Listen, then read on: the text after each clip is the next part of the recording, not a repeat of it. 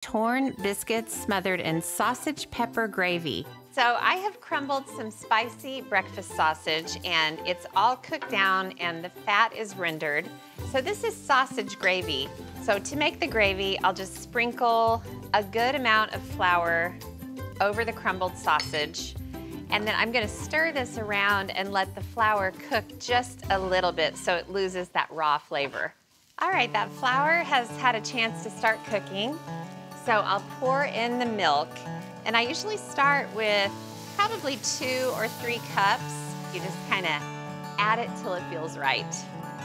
Okay, I'm gonna turn the heat down just a little bit, and for this stage of the gravy, you just have to stir and let it slowly thicken over time. So the gravy is just about as perfect as it gets. Look at how thick it is, and you can see those bits of sausage.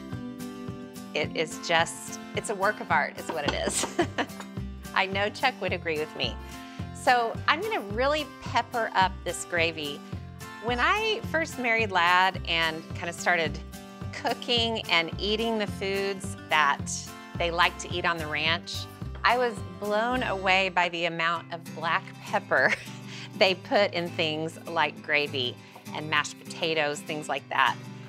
I would add what I thought was an enormous amount of black pepper, and then I'd see them load their plates and sprinkle more pepper on top. So I have just added more and more through the years.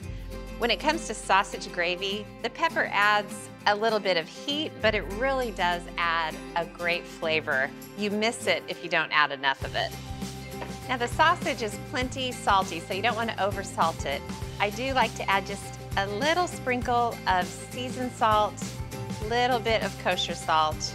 And of course with gravy, you want to taste it and taste it and taste it again until you declare it complete, ready to go. I do feel Chuck is watching me right now. Oh gosh, it's pretty perfect. So I've got the biscuits. Sometimes you can slice the biscuits in half and open them up to serve, but a lot of the guys like to tear the biscuits into pieces and then serve a big old ladleful right on top of the biscuits. And if the gravy gets too thick, you can just splash in more milk and stir it.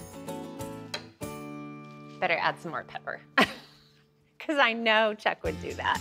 Okay, biscuits and gravy, just like my father-in-law Chuck would serve it to himself. It does not get much better than this.